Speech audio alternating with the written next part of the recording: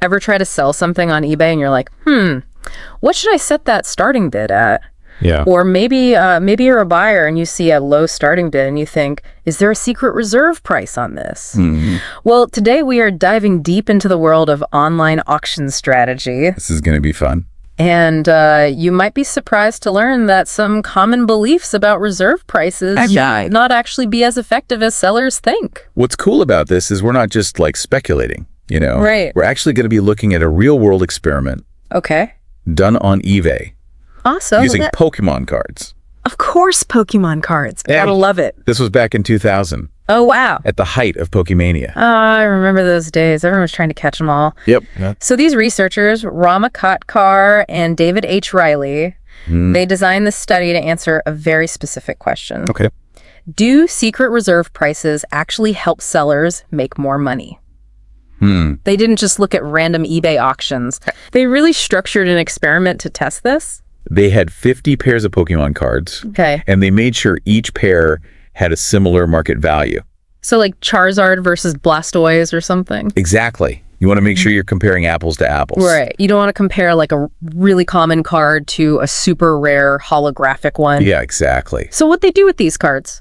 So they auctioned each card twice. Okay. Once with a public reserve price, which is basically the same as a starting bid, and once with a secret reserve Okay. set at that same price. Gotcha.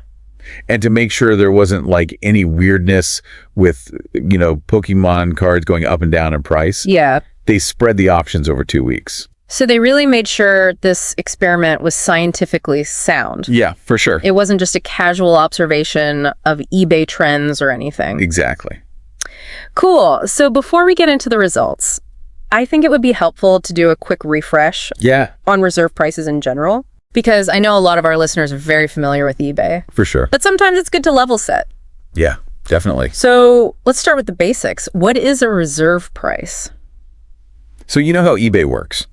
People bid on things, highest bidder wins. Exactly. Oh. But a reserve price adds a little wrinkle to that. Okay. So a public reserve is straightforward. It's just the starting bid everyone can see. Right. If someone bids that or higher, Yeah. seller has to sell it to them.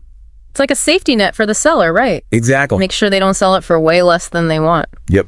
Now, a secret reserve is different. Okay. It's a hidden minimum price. Oh, okay. So the auction might look like it's going for a really low price, but the seller doesn't actually have to sell it unless that secret reserve is met. I can see how that would be appealing to sellers. Like, Yeah. ooh, I can get people excited with a low starting bid. Right. Maybe trigger a bidding war, and then I'll actually sell it for way more than if I had started with a higher public reserve. That's the thinking. Right. A lot of conventional wisdom around that. Yeah. So the idea is a low starting bid attracts more bidders, and then more bidders drives up the price. Okay. Plus, there's a psychological aspect to it, right? Yeah. When you see other people bidding, Makes you want to bid more. it makes you want to bid higher. Yeah. You get caught up in the excitement. You don't want to miss out. Auction fever. Yeah, exactly. But you know what? Yeah. This study actually challenges those assumptions. Interesting. And the results might make you rethink how you approach online auctions. I'm ready. So spill the tea. Did those secret reserves work?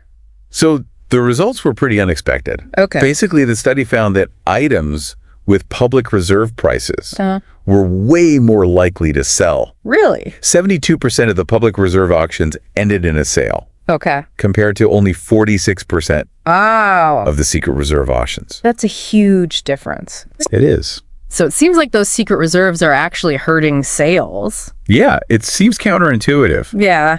but like transparency might actually be better than Yeah. trying to be clever. I would have thought the opposite was true. Yeah. So, okay, so maybe they don't sell as often. But for the ones that did sell, Yeah, did they at least go for a higher price? that's a great question. Lay it on me. So public reserve auctions didn't just sell more often, Uh-huh. they also tended to fetch higher prices. Okay, so now I'm really interested. Yeah. Tell me about these prices. How much higher were they? So on average, the Pokemon cards with public reserve prices Okay. sold for 62 cents more What? than the exact same cards with secret Wow. reserves. That's crazy. So not only did those public reserve auctions sell more often, Yeah. they also brought in more money. for the sellers. Makes you think. It really does. And we haven't even factored in eBay's extra fees for using a secret reserve price. So from a purely financial standpoint, it seems like being upfront and transparent is better. That's fascinating. Okay, so if public reserves are better, why do you think so many sellers still use secret reserve prices? Well, I think there are a couple of factors at play. Keep in mind, this study was just on Pokémon cards, which were relatively low priced. Right. So it's possible things might be different for higher priced items. Like if someone's bidding on a vintage car or something. Exactly. A few dollars here or there might not make that much of a difference. But if you're talking about thousands of dollars, then maybe those bidding wars could really heat up. I think there's also just like a level of distrust in online marketplaces sometimes. Totally. Some sellers might not want to reveal their minimum price. Right. Because they're afraid of getting lowballed. Yeah, that makes sense. It's like a self-preservation thing. But what's interesting is this study suggests that transparency might actually lead to more trust and ultimately higher profits. Yeah. It's kind of a self-fulfilling prophecy. Yeah. If you assume buyers are going to try to lowball you, you might use a secret reserve price. Right. And then that actually deters buyers. Yeah. Which leads to lower sales and prices. It is a really interesting dynamic. It is. It's so much more complex than I ever imagined. Yeah. So we've talked about, are secret reserves effective? Are public reserves effective? But there's another layer to this that I think is even more intriguing. I'm listening. It's about what happens when those secret reserve prices aren't met. Interesting. And some of the tactics that sellers might use to kind of work around the rule. We're getting juicy. I know, right? But I think we should save that for the next part of our deep dive. Sounds good. Okay, so we left off talking about what happens when those secret reserve prices don't get met. Right. It's like this whole other level of strategy unfolds. Yeah, it's really fascinating how these economic incentives lead to these behaviors that try to work around the rules. Totally. So, okay, walk me through this. Okay. Let's say I'm bidding on this rare holographic Charizard card. I'm the highest bidder, but I'm just below that secret reserve price. The auction ends. Yep. I assume I've lost. Yeah. What happens next? So then you get a message from the seller. Okay. And they offer to sell you the card directly. Oh, wow. Cut eBay out completely. So it's like a, hey, let's make a deal under the table kind of thing. Exactly. Yeah. And this way, the seller doesn't have to pay any fees to eBay. Oh, right. And you as the buyer might even get the card for a little bit less than the original secret reserve. So on the surface, it seems like everybody wins. Yeah. But doesn't that go against the whole spirit of an auction platform? Yeah, it definitely raises some ethical questions. Right. I mean, it's not technically illegal, but it definitely undermines the transparency of eBay. Right. It's against their terms of service, right? Right. Yeah. For sure. So I'm curious, how common is this? So Katkar and Reiley actually did a survey. Oh, cool. They surveyed eBay bidders who had been the highest bidder in an auction where the reserve price wasn't met. Okay. What they found was really interesting. Right, drum roll, please. What percentage of those bidders were contacted by the seller with this hey, let's make a deal off of eBay offer? 27%. Wow. Said they had been contacted this way. That's over a quarter. It is. Of the auctions that seemingly failed. Right. But actually resulted in a backdoor sale. Yeah, and that really makes you think about those secret reserve prices. Yeah. Are they just trying to get the highest price? Or are they trying to find buyers for these off eBay deals? Right, because they know that there's a chance that the auction won't actually meet that reserve price. Yeah, for sure. And it gets even more interesting. Okay. Over half of those people said they'd been contacted by a seller this way at some point in their eBay experience. So it's not just a one-time thing. No. Not all. For a lot of these bidders, they're routinely getting these off eBay offers. Yeah, exactly. Okay, so this adds a whole other dimension to this whole debate about secret reserve prices. Totally. It's not just about are they effective. Right. It's also about are they being used to circumvent the rules of the platform. So what does this mean for us, the average eBay users? Should we be wary when we see that reserve not met message? It's hard to say for sure. Yeah. Most eBay transactions are legitimate. Right. But it does make you think about those secret reserves. Yeah. And maybe think twice about those bidding wars. Maybe that seller is not actually trying to get the highest price through a fair auction. Right. Maybe they have other motives. It really makes you think. And I think as a seller, it's a reminder that, like, being too clever can backfire. Right. Not only might you lose sales, you might also be tempting yourself to do things that are against the rules. And damage the trust within the marketplace. Exactly. This has been really eye-opening. Yeah, it's more nuanced than you think. Way more nuanced. What would you say is like the big takeaway from all of this?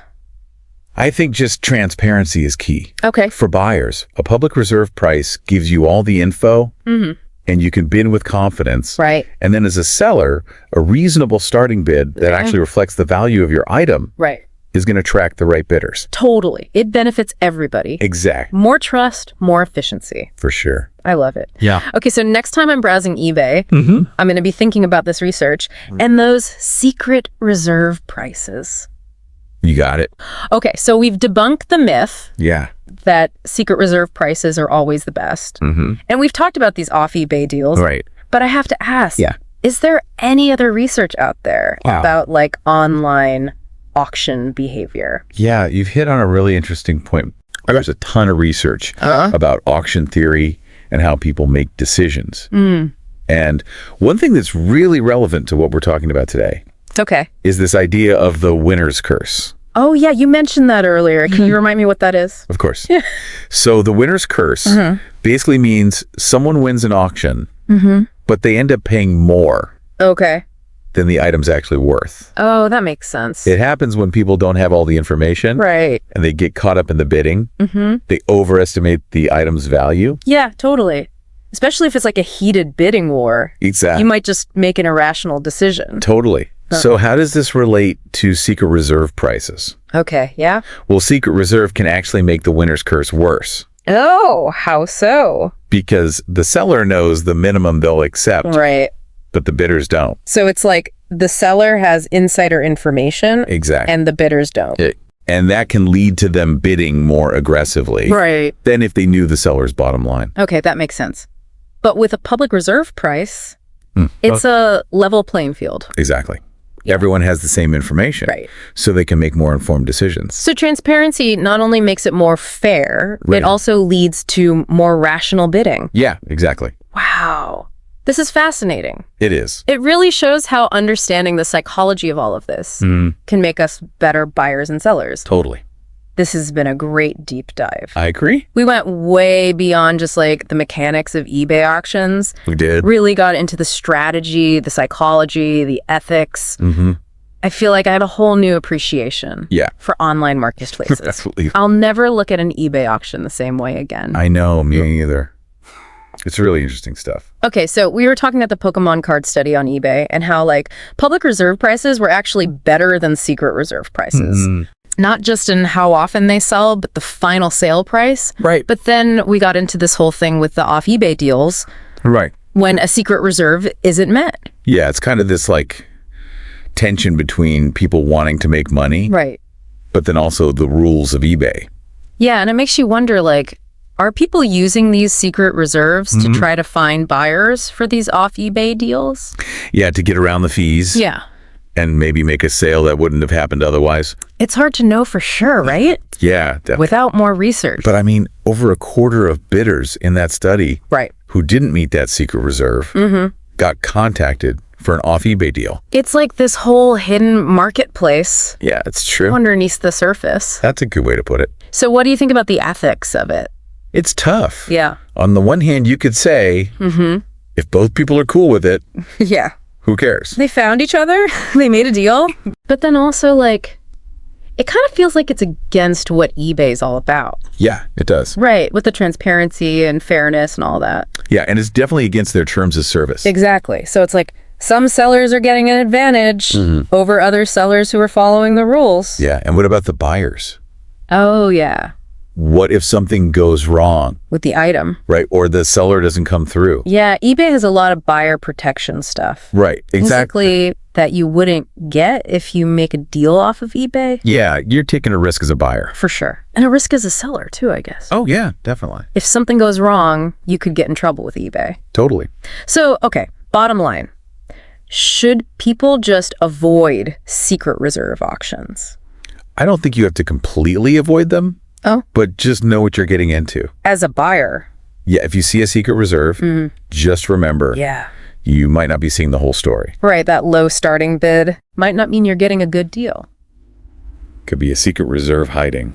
And then as a seller, maybe think twice about using a secret reserve. Yeah. Maybe a public reserve is actually better in the long run. More transparent. Yeah, more fair. And if you're thinking about an off eBay deal, really think about all the ethical stuff and the risks. Totally. This whole deep dive has been amazing. I agree. It's crazy how something like a reserve price can be so complicated. It really is. There's a lot to think about. It's not just about the money. Right. There's the strategy, the psychology, the ethics. The whole thing. Yeah. I feel like I have a totally different view of online auctions now. Me too. Well, I think that's a wrap for this deep dive. Awesome. It's been a pleasure exploring all of this with you. Likewise. And to all of our listeners out there, happy bidding. Good luck out there.